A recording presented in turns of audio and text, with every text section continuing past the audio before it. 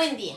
En este video vamos a aprender a distinguir los problemas que varían directamente de los problemas que varían inversamente.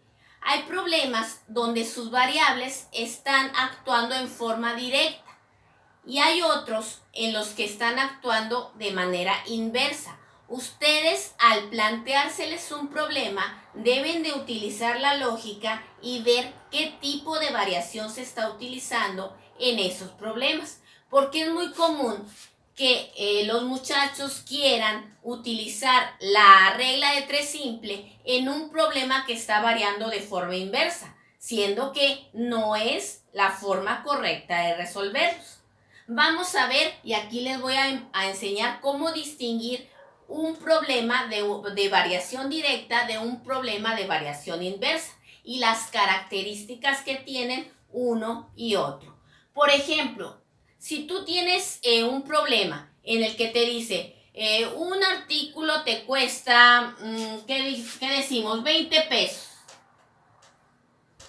Un cierto artículo te cuesta 20 pesos y tú le echas lógica y dices, entre más artículos voy adquiriendo, mayor va a ser el costo de lo que voy a pagar. En 2, pues sabemos que van a ser 40 pesos. En 3 van a ser 60 pesos. En 4 van a ser 80 pesos. Te vas dando cuenta que al aumento de los artículos va aumentando el costo. Cuando las variables están actuando así, de que al aumento de una, aumento de otra, la variación es directa. Pero tienes que echarle lógica, ¿verdad? Si compro más artículos, voy a pagar más. La variación es directa. Y decimos que los artículos están variando directamente. ¿Por qué? Porque al aumento de una, aumenta la otra. Pero hay un valor constante ahí. Un valor constante, ¿cómo lo estoy obteniendo? ¿Cómo obtengo el valor constante? 20 entre 1, 20. 40 entre 2, 20. 60 entre 3, 20. 80 entre 4, 20. Si yo divido el costo entre los artículos, obtengo un valor constante que se simboliza con una K, ¿verdad? Al aumento de esta, aumenta esta también. Y así se obtiene el valor constante mediante una división. Entonces el costo, yo el costo lo estoy consiguiendo multiplicando la constante por el número de artículos, ¿verdad? Esto es lo que debes de ver, lo que se hace para conseguir el costo una vez que yo estoy pidiendo tantos artículos. Pero ya una vez que visualicé que la proporcionalidad es directa. Primer característica de la proporcionalidad directa, al aumento de una variable, la otra aumenta. Segunda característica de la variación directa, la constante de proporcionalidad se obtiene dividiendo, ¿verdad? Y si tú graficas esta situación, pones artículos y costo. Esta te va a quedar en línea recta. ¿Por qué? Porque va aumentando. Entre más artículos voy adquiriendo, mayor va a ser el costo de lo que voy pagando en forma proporcional, ¿verdad? Y así es como te queda la gráfica. Es otra característica de la variación directa. Pero no todos los problemas varían de forma directa. Aquí está el caso de esto.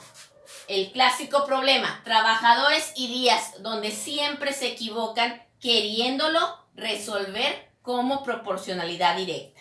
Lógica. Yo tengo 6 trabajadores, piensa, y se tardan 12 días en realizar una obra. Si yo aumento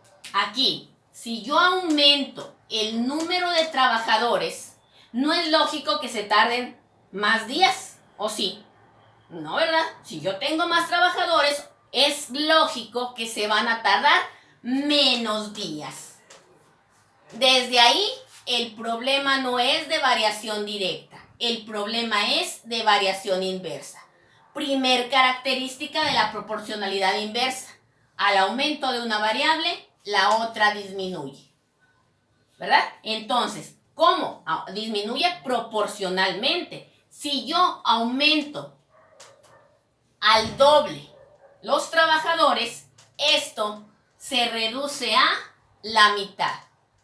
Si yo aumento al triple los trabajadores, esto se reduce a la tercera parte. ¿Verdad? Proporcional, pero al aumento de una, la otra disminuye. ¿Y cómo se consigue aquí la constante de proporcionalidad? Ese valor que siempre se repite. Aquí se repetía en forma de división. 20 entre 1, 20. 40 entre 2, 20. 60 entre 3, 20. 80 entre 4, 20. Aquí no. Si yo multiplico, ¿verdad? Si yo divido, no consigo la constante de proporcionalidad.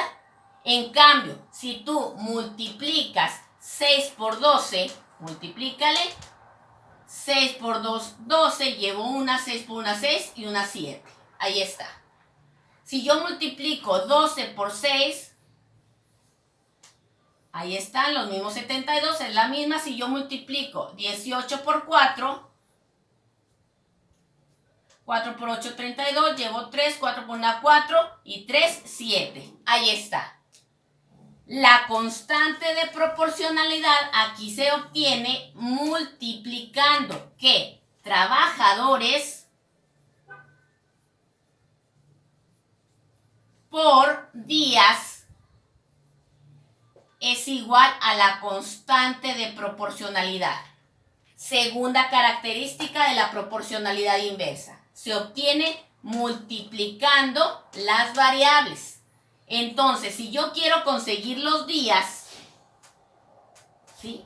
Los días se van a conseguir que, si aquí tengo que trabajadores por días, vamos a ponerlo con letras nada más, trabajadores por días es igual a la constante, los días los voy a conseguir dividiendo la constante entre el número de trabajadores, ¿verdad? Los días lo voy a conseguir dividiendo la constante entre el número de trabajadores. ¿De acuerdo? Aquí, ¿cuánto nos dio la constante? Aquí la constante nos dio 20. Aquí la constante nos dio 70. ¿Y qué dije? 12 por 6, 72. La constante fueron 72. ¿Se fija? Ahora, al momento de graficar esto, no nos va a dar una línea recta como en este. En esta nos da una curva que se llama hipérbola al momento de graficar esto. Y es otra característica de la proporcionalidad inversa. Entonces, cada tipo de variación, cada tipo de proporcionalidad directa tiene sus características y la inversa también. ¿Cuáles son? ¿Cómo se consigue la constante de proporcionalidad? Checar primero que nada si al aumento de una variable aumenta la otra o si al aumento de una variable la otra disminuye y cómo se consigue esa constante de proporcionalidad y después ver las gráficas al momento de realizarlas de esas situaciones. Son 3 características muy importantes que tiene cada tipo de proporcionalidad para no confundirse. Pero primero que nada, la lógica a utilizar en cada tipo de proporcionalidad. Gracias.